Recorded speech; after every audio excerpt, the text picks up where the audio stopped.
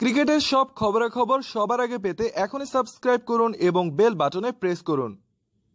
চলতি বছরের মে মাসে পর্দা উঠতে যাচ্ছে 2019 ইংল্যান্ড বিশ্বকাপের। আসন্ন এই বিশ্বকাপকে সামনে রেখে আগামী 18 এপ্রিল দল ঘোষণা করবে বাংলাদেশ। এক আভ্যন্তরীণ সূত্র থেকে জানা যায় বাংলাদেশ দলে প্রায় 8 থেকে 9 জন ক্রিকেটার চূড়ান্ত, যার ফলে এখন আলোচনা হচ্ছে বাকি জায়গাগুলো নিয়ে। বাংলাদেশি ক্রিকেট ফ্যানদের একাংশ চাচ্ছে এবারের স্কোয়াডে যাতে মোহাম্মদ আশরাফুল সুযোগ পায়, আবার কেউ চাচ্ছে যাতে নাসির হোসেন পুনরায় ফিরেন। তবে এবার এসব সমর্থকদের হতাশ করলেন পাপন। তিনি এই প্রসঙ্গে বলেন, আমরা 15 জনের দল বানাবো, যাতে চমকের কোনো বিষয় আসছে না।